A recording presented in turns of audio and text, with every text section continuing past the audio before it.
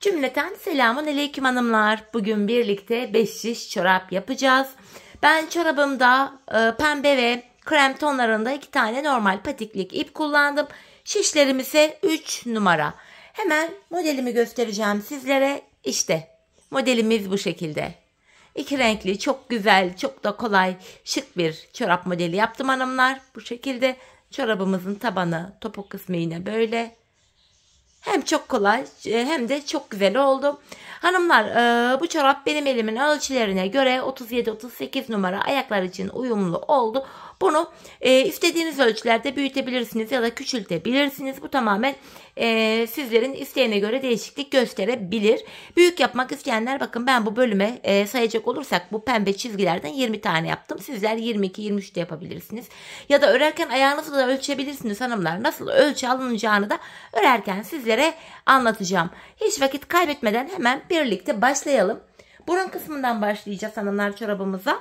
12 ilmek olarak patik burnu gibi aynı şekilde başlıyoruz. 12 ilmeğimi atıyorum. Şu birinci ilmeğim, 2, 3, 4, 5, 6, 7, 8, 9, 10, 11 ve 12. ilmeğim. 12 ilmeğimi attım. Geri dönüyorum hanımlar. Bu defa da arka yüzdeyiz. Bakın ters taraftayız. İkinci şişimi aldım. Bakın ilk ilmeğimi örmeden alıyorum. Arka yüzde ilmeklerimizin tamamını bu şekilde ters olarak örüyoruz. İlk sıramızda ilmekler ters örülüyor. Sonuncu ilmeğimi de ters ördüm. Geri dönüyoruz hanımlar, ön yüzdeyiz. Artık tamamen düz örgü uygulaması yapacağız ve 5 yere geçeceğiz. Öncelikle ilk ilmeğimi örmeden alıyorum. İkinci ilmeğimi ördüm. 3, 4, 5 ve 6. İlk 6 ilmeğimi hanımlar ilk şişimle ördüm. Kalan 6 ilmeğimi de ikinci şişimle öreceğim. 12 ilmeğimi 6'şar iki şişime eşit olarak paylaştırdım. Şimdi hanımlar, hiç geri dönmeden ilk başladığımız yerlerden ilmekler çıkaracağız. İlk ilmeğimi hemen şu kenardan çıkarıyorum. Bakın, ilmeğin iki kanadına birden girerek çıkarttım. Devamında ilmek çıkartabilmek için de tığımdan yardım alacağım. Çünkü başlangıç yerlerimiz biraz sıkı. Bakın, başlangıç yerine tığım ile girip ilmeğimi çıkartıp bu şişime taktım. 2 ilmeğim oldu. 3. Bakın, başlangıç yerinde ilmeğin iki kanadına birden girerek ilmek çıkartıp şişime takıyorum. 4 ilmeğim oldu. 5 ve bir ilmek daha çıkarttım. 6. Şimdi bir 6 ilmek daha çıkartacağım. Onu da 4. şişime takacağım. Birinci ilmeğim, ikinci ilmeğim, 3. 4. Hemen şöyle şişime takayım. Şu 5. ilmeğim ve en son şu kenara giriyorum. Bakın, yine ilmeğin iki kanadına birden girdim. İlmek çıkartıp şişime taktım. 4 şişimde de 6'şar ilmeğim oldu. Örmeye başlayacağız. 5. şişime elime aldım. 4 şişimizdeki 6 ilmeği de bir sıra boyunca düz olarak öreceğiz hanımlar. Bir sıra ilmeklerimizi düz öreceğiz.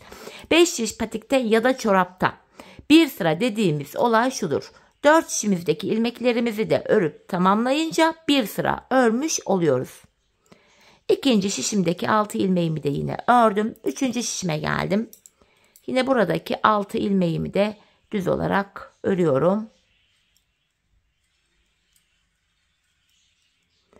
4. şişime geldim. Buradaki 6 ilmeğimi de öreceğim. Boşalan şişimiz ile sıradaki şişteki ilmeklerimizi örüyoruz hanımlar. Dolana dolana yapılıyor 5 şiş çorap ya da patik. Bir sırayı tamamladık. Geldik artırma işlemine. Patik burnumuza şöyle baktığımız anda ya da çorap burnuna fark etmiyor. Çünkü başlangıçları aynı. Artırma işlemini bu sağ ve sol kenardan yapıyoruz. Orta kısımlardan artırma yapmıyoruz. Şimdi ilk şişimdeyim. Kenarımız hemen sağ tarafta. İlk 2 ilmeğimi örüyorum. 1, 2. Ardından ikinci ilmeğimin altındaki hemen şu ilmeğimin kenarına şişimi taktım ve buradan aldığım ilmeğimi düz örüyorum. Kalan 4 ilmeğim düz örülüyor. İlk şişimde artırma yaptım. 7 ilmeğim oldu. İkinci şişime geldim. Kenar sol tarafa düşüyor. Burada da son 2 ilmeğim kalana kadar öreceğim. Bakın son 2 ilmeğim var. Sondan ikinci ilmeğimin altındaki şu ilmeğimin kenarına şişimi taktım ve buradan aldığım ilmeğimi de düz ördüm.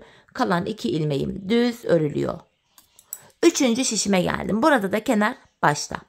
İlk 2 ilmeğimi örüyorum. Ardından ikinci ilmeğimin altındaki şu ilmeğimin kenarına şişimi taktım. Bunu düz olarak ördüm ve kalan 4 ilmeğim düz örülüyor. İlk 3 şişimde 7'şer tane ilmeğim oldu. 4. ve sonuncu şişime geldim. Kenar sol tarafa düşüyor. Son 2 ilmeğim kalana kadar öreceğim ve artıracağım. Bakın sondan ikinci ilmeğimin altındaki şuraya şişimi takıyorum. Burasından aldığım ilmeğimi düz ördüm. Kalan 2 ilmeğim düz örülüyor. 4 şişimde de 7'şer ilmeğim oldu. Bir sıra artırma yaptık hanımlar. Şimdi 4 şişimdeki 7 ilmeğimi de bir sıra boyunca artırma yapmadan öreceğim. Yani bir sıra artırma yaparken bir sıra ilmeklerimizi düz olarak örüyoruz. Bunun sebebi şu. Her sıra artırma yaparsak şayet patik burnumuz bir anda açılma yapar ve hoş bir görüntü olmaz. İkinci şişimdeki 7 ilmeğimi de yine ördüm. 3 ve 4. şişimdeki ilmeklerimi de düz olarak öreceğim. Bu düz ilmeklerimi örerken artırma işlemini sizlere kısaca tekrar etmek istiyorum. Artırma işlemini 1. ve 3. şişimizde ilk 2 ilmeği ördükten sonra yapıyoruz. 2. ve 4. şişimizde de son 2 ilmek kalana kadar örüp öyle artırmalarımızı yapıyoruz. Bir sıra ilmeklerimizi düz ördük. Yeniden artırma zamanı. İlk şişimdeyim. Kenar sağda da hemen sağ tarafta. İlk 2 ilmeğimi örüyorum. Ardından ikinci ilmeğimin altındaki şu ilmeğimin kenarına şişimi taktım ve buradan aldığım ilmeğimi de örüyorum. Kalan ilmeklerim düz örülüyor. Böylece birinci şişimde 8 ilmeğim oldu. İkinci şişime geldim. Burada da kenar hanımlar bakın bu sol tarafta. Son 2 ilmeğim kalana kadar öreceğim. Bakın bu şekilde. Sondan ikinci ilmeğimin altındaki hemen şu ilmeğimin kenarına şişimi taktım ve buradan aldığım ilmeğimi de düz ördüm. Kalan 2 ilmeğim düz örülüyor. Üçüncü şişime geldim. Burada da kenar sağ tarafta hemen ilk 2 ilmeğimi ördüm. Ardından ikinci ilmeğimin altındaki şu ilmeğimin kenarına şişimi taktım ve buradan aldığım ilmeğimi de düz ördüm.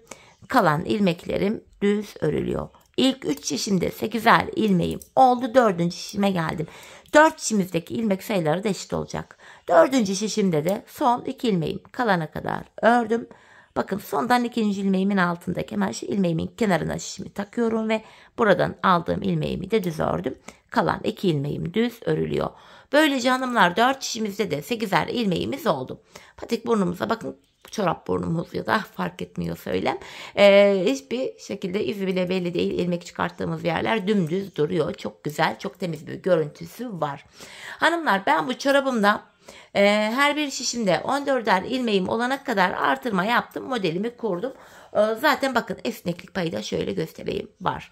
Siz ille de benim daha büyük yapmak istiyorum diyorsanız sizler 15'er ilmek olana kadar da artırabilirsiniz. 35-36 numara yapacağım diyenler de 13'er ilmek olarak da artırmaya devam edebilirler. Şimdi hep birlikte artırmalarımızı yapalım gelelim, sonra modelimize beraber başlayalım. Evet hanımlar, ben artırmalarımı yaptım. Her bir şişimde 14'er ilmeğim var. Bu aşamada artırma yapmadan hemen krem ipime geçeceğim artık. 14 ilmek üzerinden patiğimizi öreceğim. Dediğim gibi sizler dilerseniz 15'er ilmek, dilerseniz 13'er ilmek de artırabilirsiniz. Şimdi krem ipimi ekleyeceğim buraya. Şöyle ilk 2 ilmeğimi krem ipim ile ördükten hemen sonra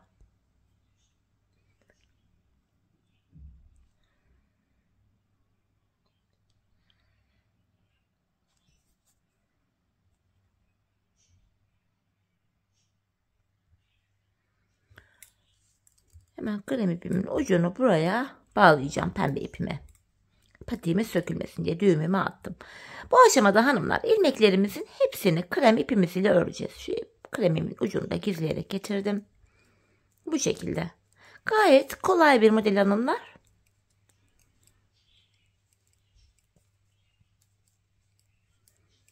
İlk şişimdeki ilmeklerimi ördüm. İkinci şişime geldim. Yine burada da krem ipim ile ilmeklerimi örmeye devam ediyorum.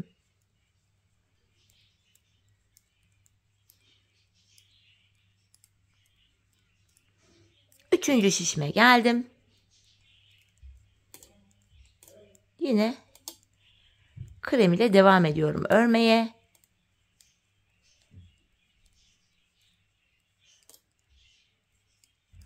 Dördüncü ve sonuncu şişimdeyim.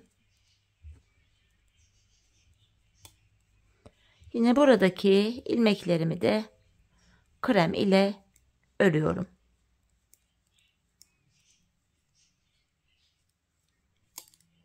Bir sıra krem ile ördük hanımlar. Yapacağımız işlem şu. Bir sıra krem ile öreceğiz ilmeklerimizi, bir sıra pembe ile. Şimdi de pembe ipimi alıyorum. Bu defa da 4 şişimdeki ilmeklerimi pembe ile öreceğim. Yapacağımız işlemin hepi topu bundan ibaret hanımlar. 4 şişimizdeki ilmeklerimizi bir sıra krem ipimiz ile öreceğiz. Bir sıra pembe ipimiz ile öreceğiz. İlk şişimdeki ilmeklerimi ördüm. İkinciye geldim. Yine burada da pembe ipim ile örmeye devam ediyorum. Çok şık, çok tatlı bir görüntüsü oldu hanımlar. Böyle hazır çoraplar gibi.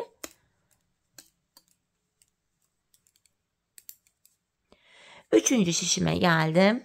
Burada da yine pembe ile örüyorum ilmeklerimi. Bu şekilde. Devam ediyorum yine örmeye. Pembe ile. Dördüncü şişime geldim. İlmeklerimi düz olarak örmeye devam ediyorum. Bu şekilde.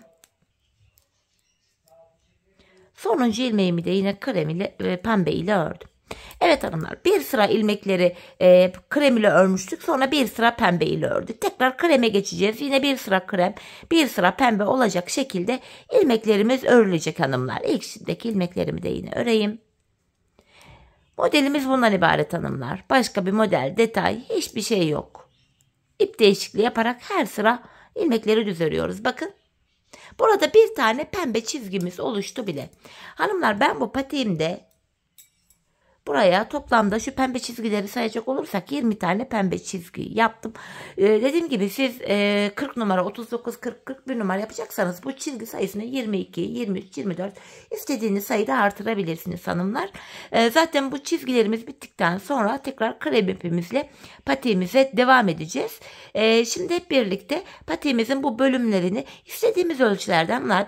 Belki siz şuraya kadar da çizgi yapabilirsiniz. Belki tamamen de çizgi uygulaması yapabilirsiniz.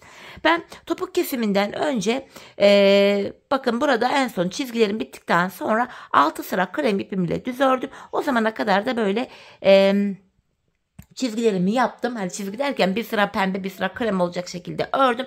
Hanımlar, bunu ölçüyü nasıl alacaksınız? Hemen onu da söylemek istiyorum. Şunu ayağınıza düşünün. Ayağınıza göre örüyorsunuz. Bakın topuğunuz şu bölümde. Topuğunuz şu bölüm oluyor. Ben bu bölüme gelmeden bir parmak daha bıraktım. Çizgileri orada örmeyi bıraktım hanımlar. Hani ölçüyü bu şekilde aldım. Şu topuk bölümünden şöyle şişle tutayım. Şurayı topuk bölüm olarak sayalım. Topuk bölümüne şöyle bir parmak kala çizgi yapmayı bıraktım. İlmekleri krem ipimle örmeye başladım. Sizler dilediğiniz gibi yapabilirsiniz artık. Ya da benimle aynı sayılarda da yapabilirsiniz. Ölçüyü bu şekilde alacaksınız hanımlar. Topuğunuza gelene kadar bir parmak ölçün. Ondan sonra orada çizgileri bırakın. Şimdi hanımlar, ölçünün nasıl alındığını da anlattığıma göre hani böyle santim falan veriliyor ama onlar da çok bir işe yaramıyor. Santim falan boş. Çünkü mutlaka ayağınıza ölçerek yapmanız lazım. Ölçü alarak yapın. Şimdi hep birlikte patiğimizin bu desenli bölümlerini tamamlayalım, gelelim. Ardından birlikte bu düz bölümlere geçelim. Evet hanımlar, ben patiğimin bu bölümünü tamamladım. Bu pembe çizgilerden tamına 20 tane yaptım. Artık pembe ile devam etmeyeceğim. Krem ipim ile öreceğim ilmeklerimi. Şöyle krem ipimi alıyorum. Tamamen krem ipimizle öreceğiz artık. Bu aşamada hanımlar artık bu renkli ipimizi de kesip buraya bağlayabiliriz. Çünkü patiğimiz çorabımızın devamında krem ipimizle öreceğiz. Bu şekilde. Bakın hepsi krem ile örülecek. Şimdi hanımlar 4 şişimizdeki ilmeklerimizi de 6 sıra. 6 sıra derken şöyle söyleyeyim. Bir kere dolanacağız. 4 şişimizi bir kere örünce bir sıra oluyor. İkinci kez dolanınca 2 sıra oluyor. Bu şekilde 6 sıra öreceğiz. Hani yine de hani ille de böyle metreyle ölçüyor derseniz hemen onu da hemen ölçüp göstereyim hanımlar. Burundan itibaren bakın şuraya kadar topuk bölümüne kadar 6 sıra daha örünce buraya kadar toplamda hanımlar 16 santim örmüş olduk. Bakın 16 santimlik bir bölüm benimkisi. Gel bir de enini ölçeyim şöyle. Eni de 10,5 santim. Şöyle. Pardon 10 santim oluyor burada. 10 santimde eni tutuyor. Hani isteyen bu şekilde ölçüleri alarak da dikkat örebilir. Ya da büyük yapmak istiyorsanız 1 santim fazla, daha küçük yapmak istiyorsanız yarım ya da 1 santim eksik de örebilirsiniz bu bölümü.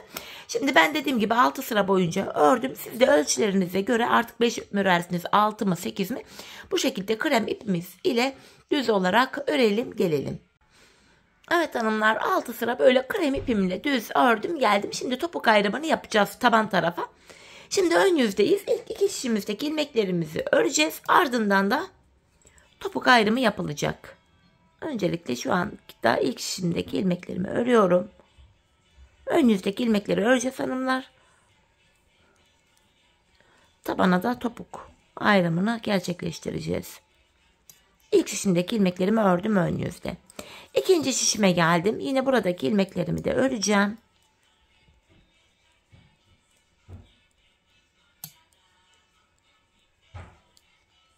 Ön yüzde ilk iki şişteki ilmeklerimizi örüyoruz. Bu şekilde. Şimdi tabana geldik. Burada da yine iki şişte 14'er ilmeğimiz var. Bu ilmeklerimizi örmeyeceğiz. Topuk ayrımı yapabilmek için bu iki şişteki ilmeklerin içinden hanımlar ip geçireceğim. Şu şekilde. Farklı renkte bir ip olması önemli. Aradan ilmek çıkartırken gözümüz iyi seçsin aradaki ilmekleri diye. Tığ yardımı ile hanımlar şöyle ip geçireceğim. Bakın. Önce bu 14 ilmeğimi şöyle boşa alıyorum. Bu ilmeklerimin içinden şöyle tığımı geçirdim. Bu farklı renkli ip olması dediğim gibi önemli. Şöyle tığ yardımı ile bu ilmeklerimin içinden şöyle ipimi geçireceğim. Şöyle. Şimdi de diğer 14 ilmeğimin içinden ip geçireceğim. Tabandaki 28 ilmeğimizin içinden böyle ip geçiriyoruz hanımlar. Bu şekilde. Şöyle. Yine aynı ipimi geçiriyorum. Burası topuk bölümü olacak hanımlar. Şöyle. İpimizin ucunu şöyle biraz gevşek bırakıp şöyle bir bağlayacağım buraya. Şimdi yapacağımız işlem şu hanımlar. Buralardan ilmek aralarından tekrardan ilmek çıkaracağız. Artık bilek bölümüne geçeceğiz böylece. Bakın arada şöyle mor ipimiz görünüyor. Bakın iki ilmeğin arasında buraya girerek ilmek çıkartıyorum. Bir ilmek çıkarttım. 2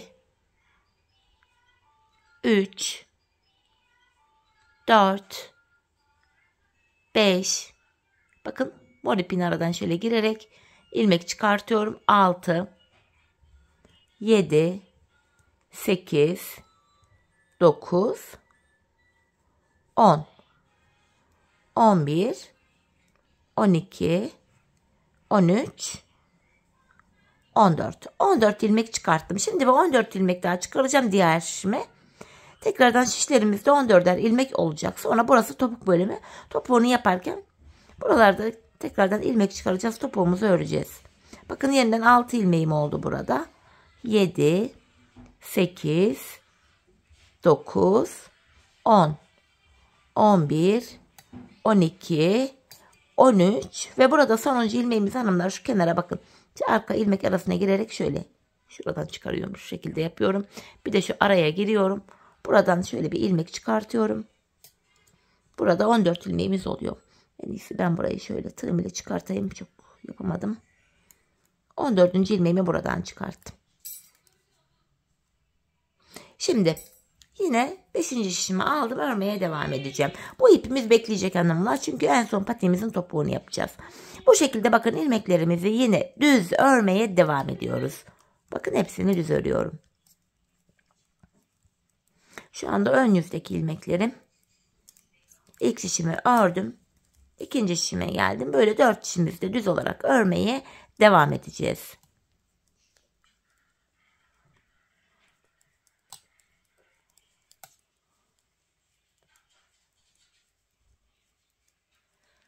Yine taban bölüme geldik. Arka bölüme. Buralardan çıkarttığımız krem ilmeklerimizi yine örüyoruz hanımlar. Bu şekil.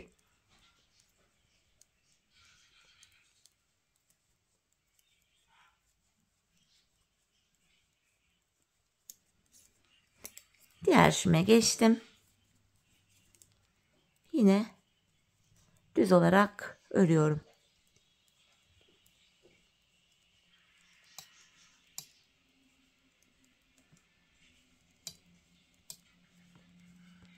Bu şekilde hanımlar. Bakın topuk ayrımı yaptıktan sonra bir sıra ördük. Bakın bir sıra olduğunu buradan da anlayabiliriz. Bir tane ters örgü görüntüsü oluştu.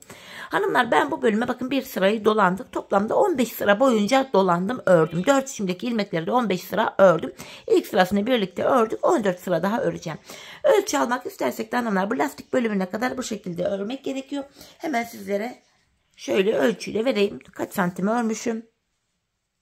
Şöyle burnundan itibaren tutunca bakın şu lastikli yere kadar 20 santim örmüşüm.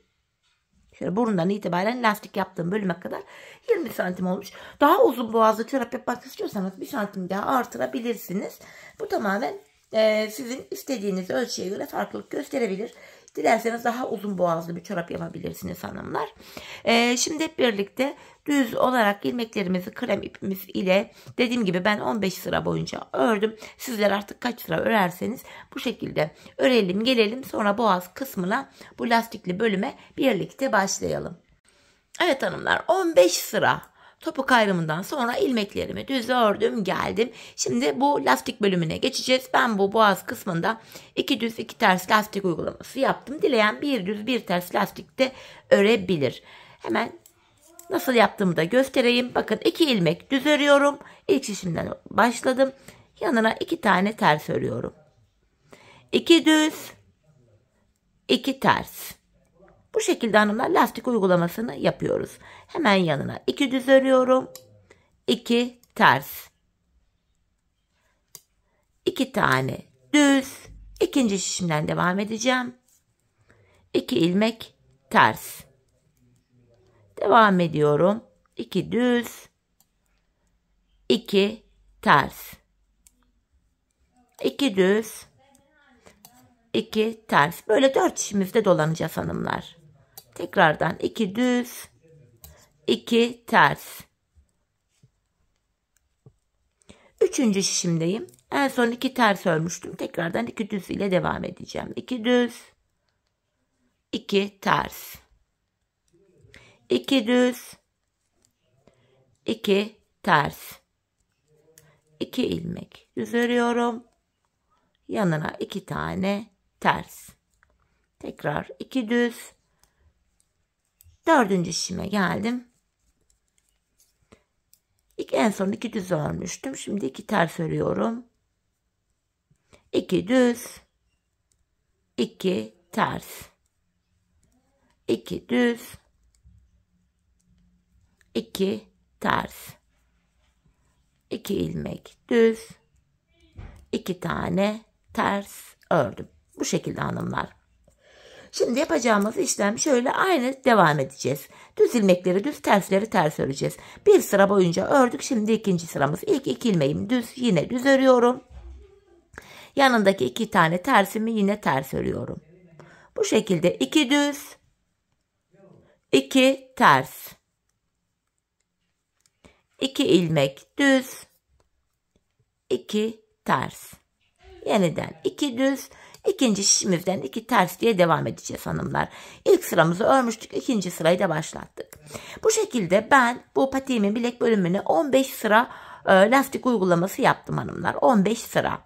Sizler daha uzun da 20 sırada yapabilirsiniz. 10 sırada yapabilirsiniz. Tamamen göz zevkinize göre bu boyutu kendiniz ayarlayabilirsiniz. Şimdi hep birlikte patiğimizin bu boğaz kısmını tamamlayalım gelelim. Sonra patiğimizin topuk kısmına birlikte başlayalım. Evet hanımlar, çorabımın bu lastik bölümünün de boğaz kısmını da tamamladım. 15 sıra ördüm geldim. Şimdi ilmeklerimizi keseceğiz hanımlar. İkişer ikişer toplayarak ilmeklerimizi keseceğiz. Bu aşamada hanımlar gevşek bir kesim yapacağız. Bakın şöyle esnek bir kesim yapalım, yoksa çorap ayağınıza girmez. Şöyle ilmekleri ikişer ikişer toplayarak bakın ilmeklerimi gevşek tutuyorum. Bu şekilde kesiyorum. Dilerseniz tığ ile de kesim yapabilirsiniz hanımlar. Tığ ile de şöyle yapılacak. Hemen onu da göstereyim. Hemen şöyle tığımızı alıyoruz. Dilerseniz şiş, dilerseniz tığ ile bu şekilde kesimlerinizi yapabilirsiniz. Bakın şu ilmeklerinizi gevşek tutacaksınız. Gördüğünüz gibi gayet ilmekleri gevşek tutarak boğazda kesimimi yapıyorum.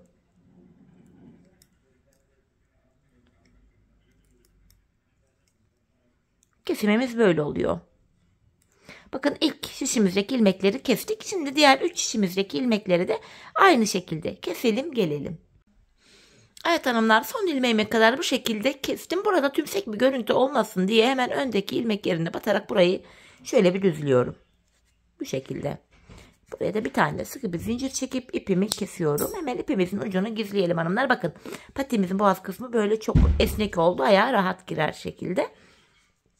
Hemen şu ipimin ucunu da şöyle arkaya düğümleyerek, sıkılayarak gizliyorum. İlmek aralarından geçirerek arka bölüme bu şekilde hanımlar gizliyoruz. Sonra ipimizin ucu ayağa gittikten sonra çıkmasın, görünmesin, çirkin görüntü oluşturmasın diye. Evet, boğaz kısmını bu şekilde tamamladık hanımlar. Geldik patiğimizin topuğuna. Bu mor ip geçirmiştik buraya. İpimizi öncelikle şöyle açacağız. Veya buraya da bir düğüm olmuş burası. Şöyle ipimin ucunu şöyle keseyim. Hanımlar, isterseniz bu ip içindeyken de ilmek takabilirsiniz. Dilerseniz ipi çekip öyle de takabilirsiniz. Hani ipi çekince ilmek kaçma riskine karşı şu şekilde de ilmekleri takabilirsiniz. Bakın ipin içinden geçmiş ilmekler, yerleri belli zaten. Bakın ilmeklerimiz şurada. Mor ipimi çekmeden de böyle ilmeklerimi rahatça takabilirim. Bakın. Dilerseniz ipi çekebilirsiniz. Hani hiç fark etmez. Bu şekilde 14'er ilmek 4 şişe aktaracağız hanımlar. Bakın sırasıyla bu mor ipin içinden geçen ilmeklerimi bakın. Yerleri belli. Şu şekilde topluyorum. Şişime takıyorum. Kaç ilmeğimiz olmuş sayalım. 4, 8, 12, 14 ilmeğim olmuş. Şimdi devamında yine buradan 14 ilmek çıkaracağım.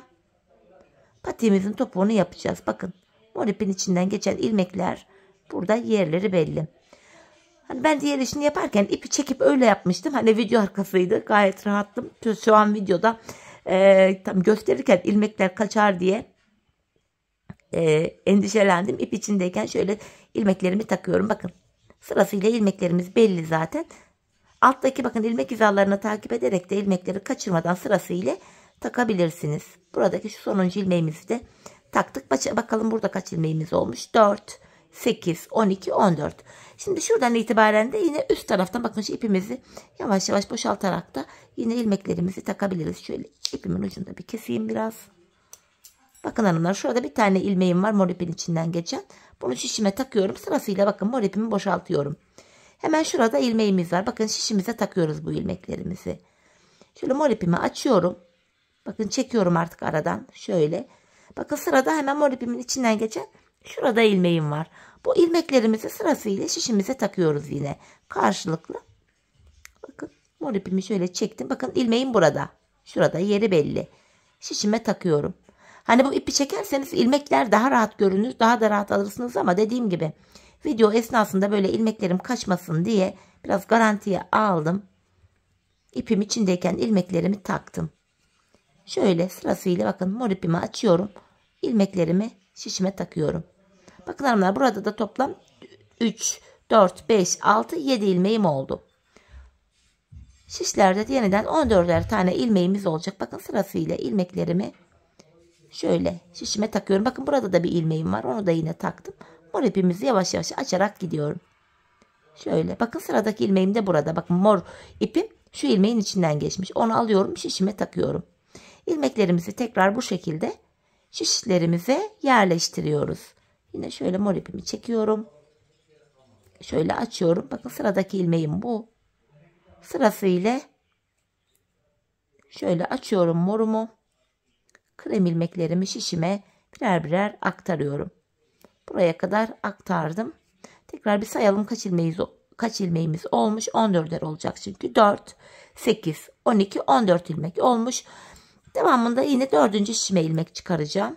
4 işte de yine 14'er ilmeğimiz olacak. Şöyle sırasıyla bakın. Mor ipimi açarak şöyle bakın. Mor ipin içinden geçen ilmekleri şişime alıyorum. Şöyle yine açalım morumuzu. Bakın burada ilmeğimiz. İp içine gizlenen ilmeklerimizi topluyoruz. Şöyle. Tekrar açıyorum şöyle.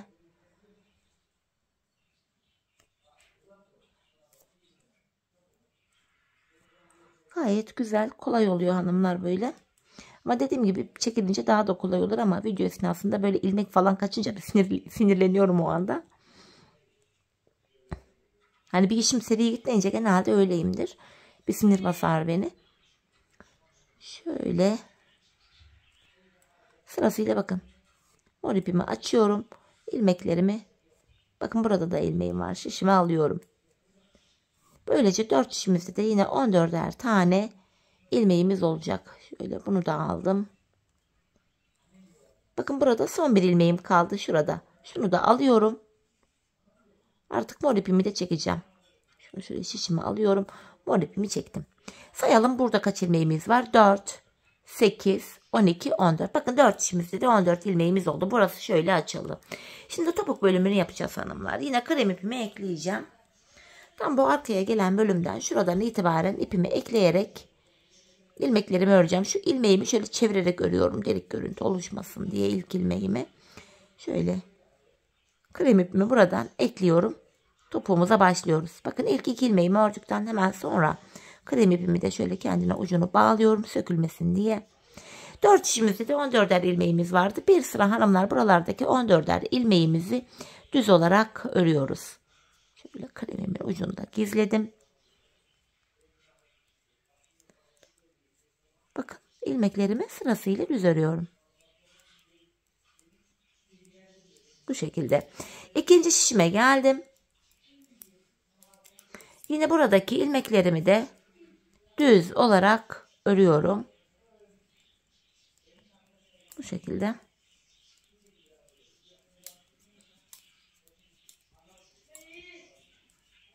Hanımlar burada sonuncu ilmeğimi örerken bakın şu topuk kenarlarında şuralarda yani şöyle delik görüntü oluşmasın diye ilmeğimi şöyle alacağım. Bakın şu sonuncu ilmeğim şimdi şu bir alta da girerek şu iki ilmek arasındaki diğer şişteki ilmeklerin arasındaki şu bölüme de girerek bakın arada şöyle ilmek yeri var. Buraya girerek sonuncu ilmeğimle birlikte burayı böyle örüyorum. Bunun sebebi şu topuk kenarında delik bir görüntümüz oluşmasın diye.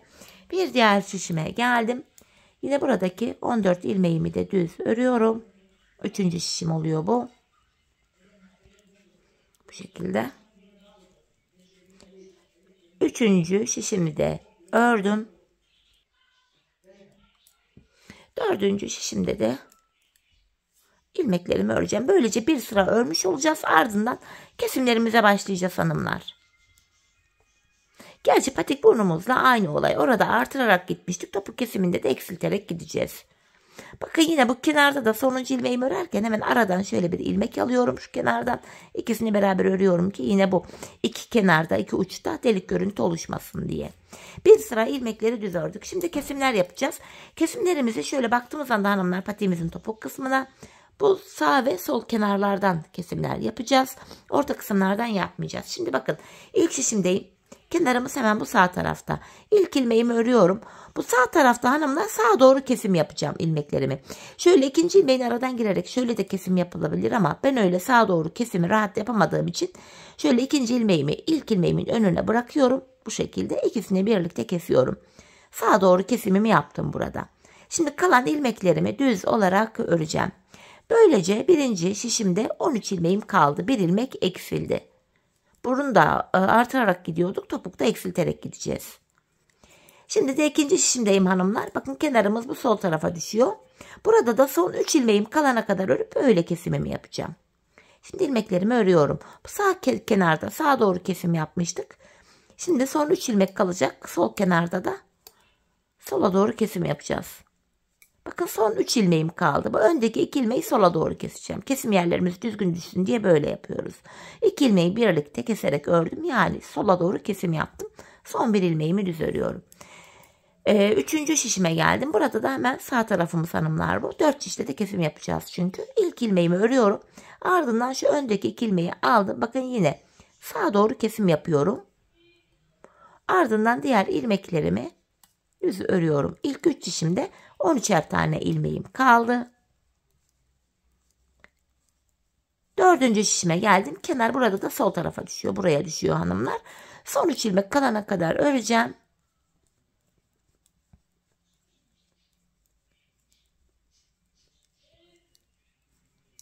Bakın bu sol kenarımız. Burada da öndeki 2 ilmeği sola doğru kesim yapıyorum. Bakın ikisini birlikte kestim. Son bir ilmeğimi de düz ördüm. Bir sıra kesim yaptık hanımlar. Şişlerimizde 13'er ilmeğimiz kaldı. Bir sıra kesim yapıyoruz. Bir sıra kesim yapmadan 4 şişimizdeki 13 ilmeğimizi de düz örüyoruz. Hani burun kısmında da öyle. Bir sıra artırma yapıyorduk. Bir sıra ilmekleri artırma yapmadan düz örüyorduk. Topukta da bir sıra kesim yapacağız. Bir sırada da ilmeklerimizi kesim yapmadan normal düz olarak öreceğiz. Bakın ikinci şişime geldim. Yine buradaki 13 ilmeğimi de düz olarak örüyorum.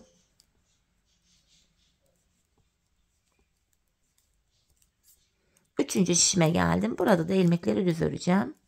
İşte hanımlar, topuk kesiminde şöyle yapıyoruz. Birinci ve üçüncü şişimizde ilk ilmeği ördükten sonra öndeki 2 ilmeği sağa doğru kesim yapıyoruz.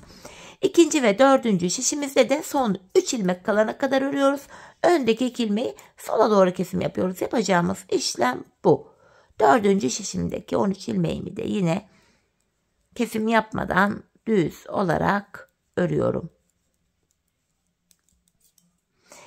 Geldik yine başlangıç yerine. Kesimlerimizi gerçekleştireceğiz. İlk şişimizdeyiz bu sağ tarafta. Şimdi ilk ilmeğimi öreceğim. Sağa doğru kesim yapacağım. Şu öndeki 2 ilmeği alıyorum. İkinci ilmeği ilkinin önüne getirdim. İkisini keserek örüyorum. İlk kesimimi yaptım. Burada 12 ilmeğimiz kalıyor böylece.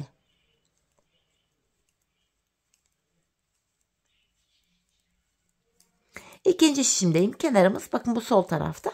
Son 3 ilmek kalana kadar öreceğim. Yine kesimimi yapacağım.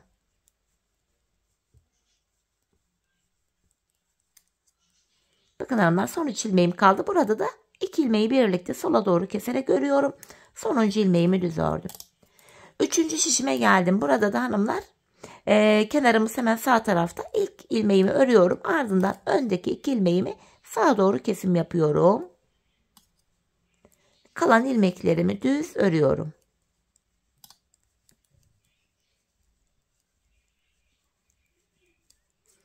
Burada da 12 ilmeğim kaldı ve dördüncü şişime geldim. Bakın kenarımız bu sol tarafa düşüyor. Burada da son 3 ilmeğim kalana kadar öreceğim. Kesimimi yapacağım.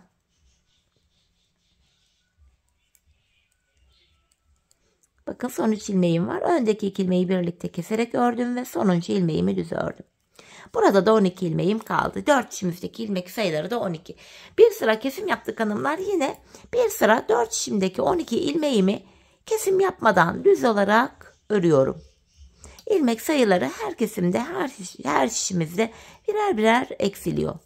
İlk şişimdeki 12 ilmeğimi ördüm. İkinci şişime geldim. Yine düz örmeye devam ediyorum. Topuğumuz bu şekilde örülüyor. Üçüncü şişime geldim. Burada da yine ilmeklerimi düz olarak örüyorum.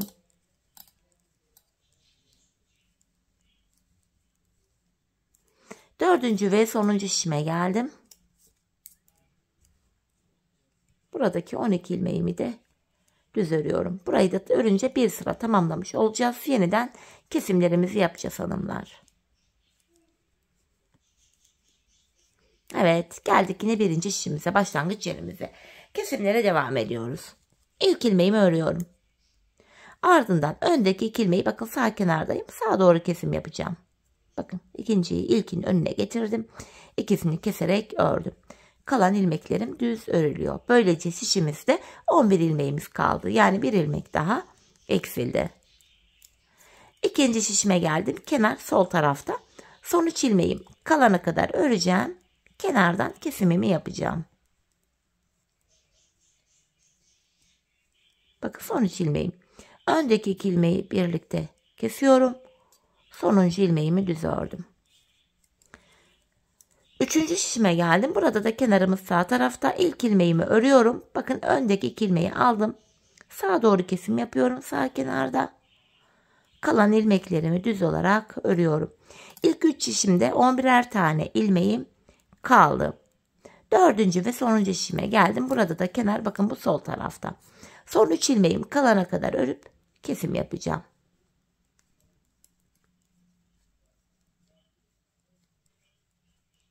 Bakın son 3 ilmeğim kaldı.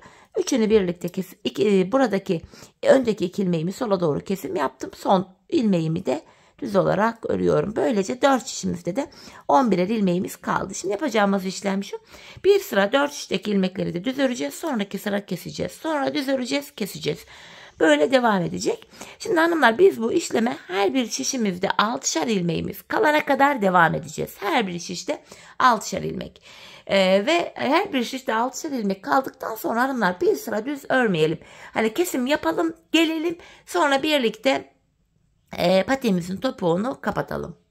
Evet hanımlar, her bir şişimde 6'şar ilmeğim kalana kadar ilmeklerimi bu şekilde kestim geldim. Şöyle patiğimizin topuğunu yaptık.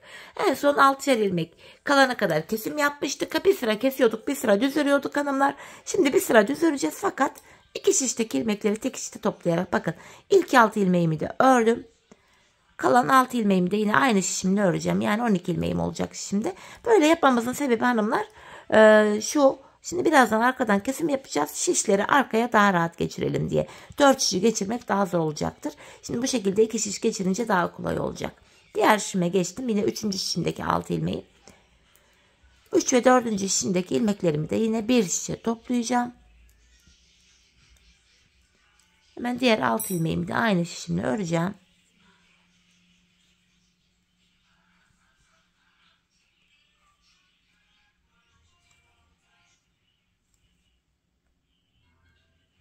Sonuncu ilmeğimi de ördüm. Şimdi hanımlar arka yüzde kesim yapacağız. Bakın 2 şişte de 12'şer ilmeğimiz kaldı. Şişlerimizi arka tarafa alacağız hanımlar. Şöyle arka yüzde kesim yapacağız. Çünkü bakın şişin ucunu şöyle içten alarak boğazdan çıkaracağım. Şöyle. Bakın ilk şişimi çıkarttım ilmek kaçırmadan. Alttan şöyle şişimin ucunu tutarak bakın içeriden destekleyerek şöyle çıkartıyorum. Şimdi diğer 2 ucum kaldı. Onları da şöyle arkadan çıkaracağım. Bakın. Yine elimle şişimin ucunu tutuyorum hanımlar ki ilmek kaçmadan kolayca çıkarabileyim diye. Şöyle. Ve diğer şişimin ucunu da yine ilmeğimi kaçırmadan şöyle arka yüzde çıkardım. Bakın patiğimizin ters tarafına geldik. Şimdi burada kesim yapacağız. Tığ ile kesim yapacağım hanımlar. İlmeklerimi toplayacağım. Hemen ipimi şöyle alıyorum. İlmeklerimi keseceğim. Bakın ben her taraftaki şişten bir ilmek alıyorum. İkinciden de bir ilmek aldım. İkinci ilmeği ilkinin içinden geçirdim. Kesimler böyle oluyor. Benden taraftaki şişten bir ilmek, ikinciden de bir ilmek aldım. Yine ikinci ilmeği ilkinin içinden geçirdim. Tığımdaki ilmekleri topluyorum. Sırasıyla karşılıklı olarak şişlerden birer tane ilmek alıyoruz.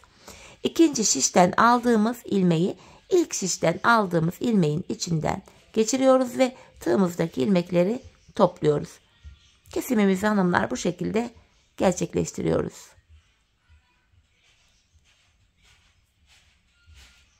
Bakın sırasıyla önce birinci şişimden sonra da ikinci şişimden ilmek alıyorum.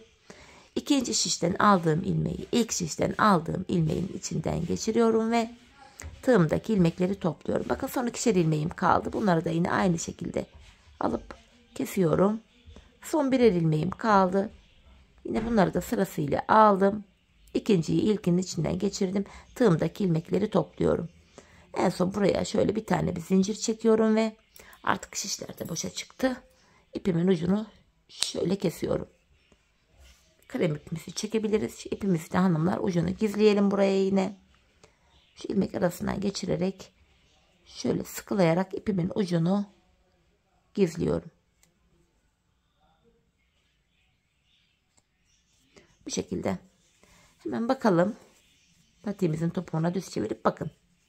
Topuk kesim yerimizde gizli kesim gayet muntazam, temiz duruyor. Ve çorabımızı böylece bitirdik hanımlar. Gördüğünüz gibi gayet güzel, şık, hoş bir çorap oldu. Dilerseniz hanımlar manken ayakta hani böyle boğaz kısmı biraz büyük olduğu için ve bu mankenlerin boğazları da kısa olduğu için çok da güzel göstermiyor diye mankene giydirmemiştim.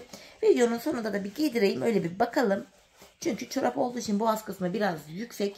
Bu manken ayaklarda patik için uyumlu ama şöyle çorabımızın da topuğuna falan iyice net bir bakalım görelim diye yine manken ayağıma bir giydireyim. Öyle de görelim. Evet hanımlar. Bakın. Çorabımı şöyle manken ayağıma da giydirdim. Şöyle bakın. Boğaz kısmı gördüğünüz gibi patiklerde normalde de böyle kısa olması gerekirken böyle uzun oldu. Bakın topuk kesimimiz de yine bu şekilde.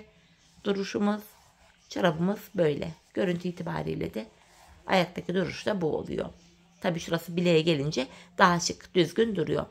Evet hanımlar, yine birlikte güzel bir modelin daha sonuna geldik. Umarım sizlere faydalı, hoş bir video olmuştur. Yeni modellerde, yeni videolarda buluşmak dileğiyle. Şimdilik hoşça kalın, sağlıcakla kalın.